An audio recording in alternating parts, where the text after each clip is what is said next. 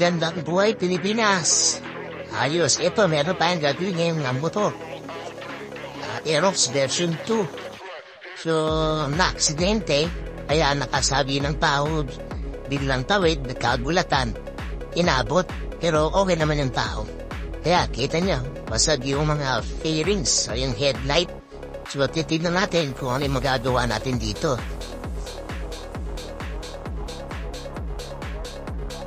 Ito, dito ay lumiko yung manibela kasi tumatama doon sa headlight, pumasok yung headlight sa loob. So pag naayos na headlight, may liliko na ulit yung manibela. Tingnan natin. Medyo nawala sa alignment, diba? Kita naman.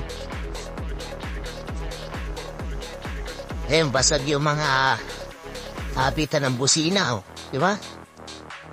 Basag. So, ang plano dito kasi, ang plano ko dito ay, reparin. Kaya alam mo, ang paasil ang mangyayari sa amin dito. Kasi ang daming basag. So, I decided na bumili na ng bago. Yung sa headlight, chinek ko. Ang natiptaan doon sa headlight is, palitan na ng lens.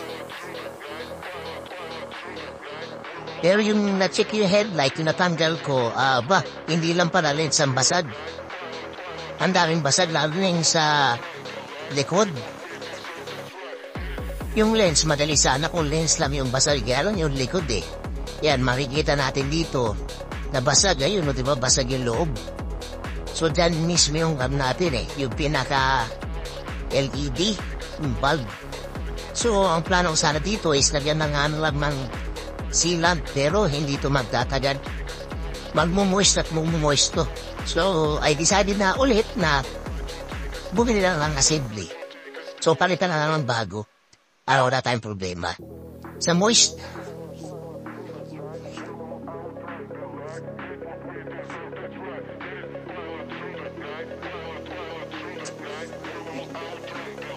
yan, diba? Laki.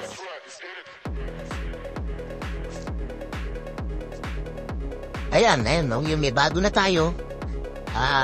Plug and play. Siyempre, pares ng original yan. Ito kasi is class A.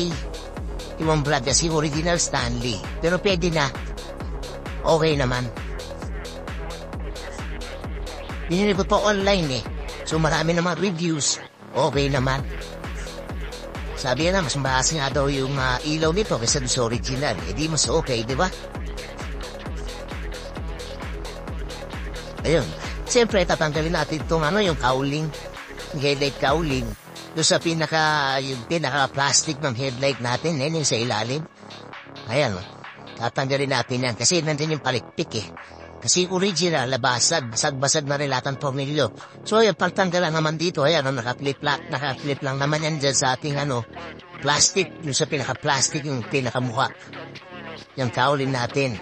Yung cowling na natin yung palikpik Yung palikpik, masarap Ayan, siyempre, kapag tinanggal natin to, at tanggalin natin yung clip, yung nut. Clip nut yan. Kasi ilalagay natin dun sa bago. Yan, ilalagay natin doon sa bago para pagbalik natin ng mga screw natin ay matutornilyo natin ng maayos o kompleto pa rin. Ayun, binabalik na natin. So, attach na yung cowling sa yung pinaka-plastic sa harapan. Balik na natin lahat ng screw.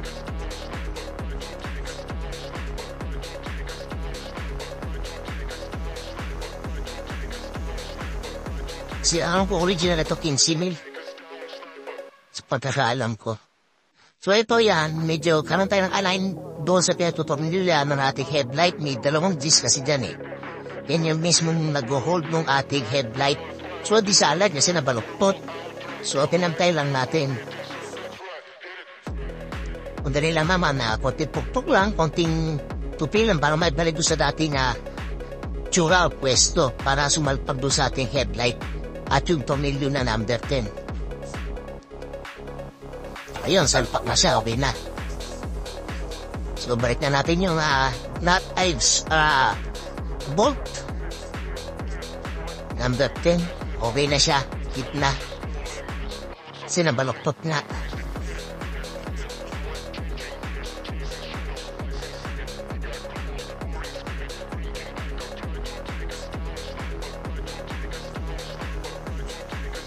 Tapos after nun, kung okay, di yung ating head, break na natin yung PNX natin sa gilid. Ito mga Felix na naman ito, may matwek naman din yan eh. Madalit ibalik. Siyempre, yung mga tomilyo, ibalik din natin. Lahat. Parang original lahat.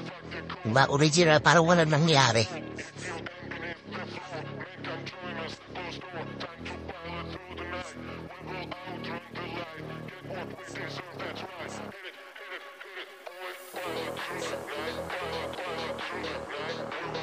Okay, ayos na. Diba? Oh, ito na, okay na. Yun o, diba? Ayos na, ayos, parang walang nangyari. Okay na, okay. Yung ilaw, sa tingin ko medyo parang malakas kasi doon si original. Okay siya. Walang nangyari, parang walang nangyari.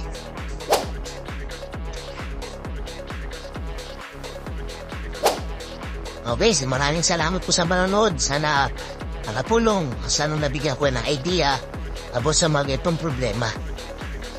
Ingat po ang lahat. Maraming salamat po.